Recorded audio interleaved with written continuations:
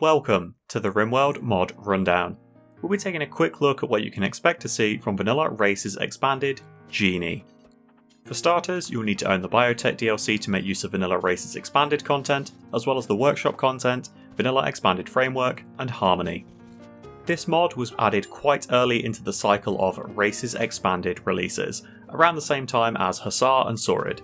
As such, it's some pretty straightforward tweaks to the original Xenotype without adding anything too crazy or greatly deviating from what it was base game.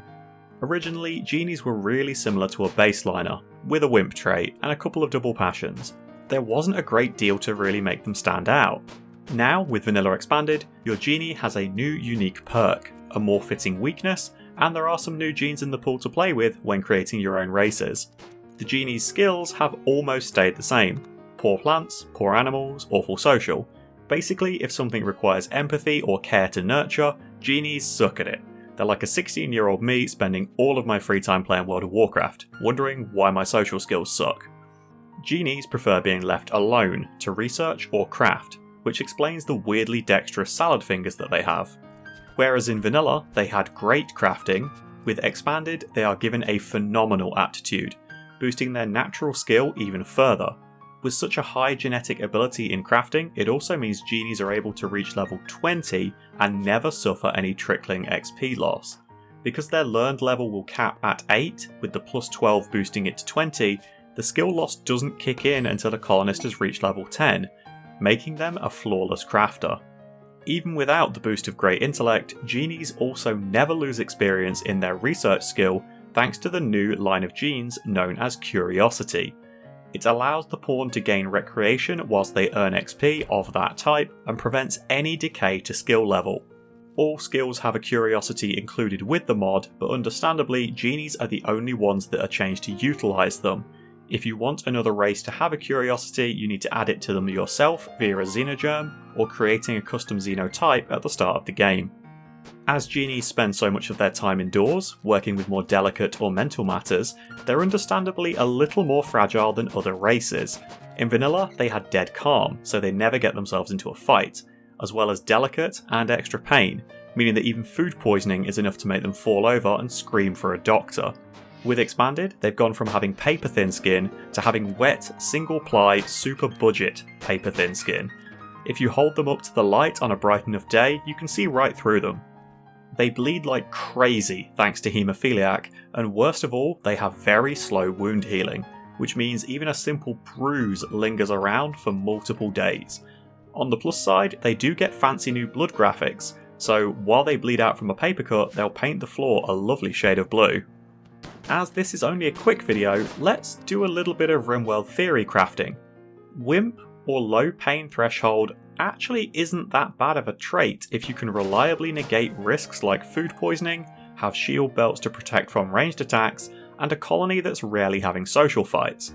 Without mods like ugh, you got me, pawns in Rimworld have an awful tendency to utterly destroy one another in scraps around the base. They break arms, crack legs, gouge eyes, and even cave in skulls.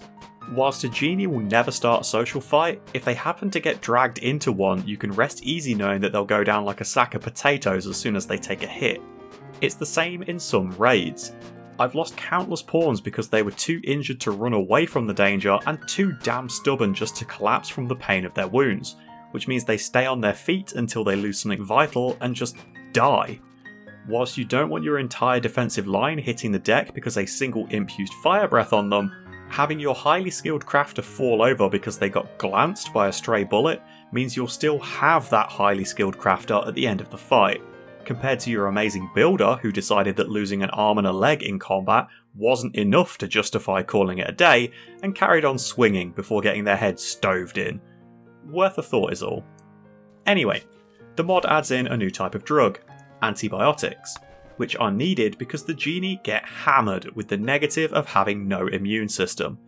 Who'd have thought sitting inside all day and never socialising has consequences? This is offset by them having an additional gene to slow the progress of diseases. It adds a pretty simple requirement that if you want Genies in your colony, you need to keep an additional type of medication around the base, which ensures they don't perish because of a bad flu.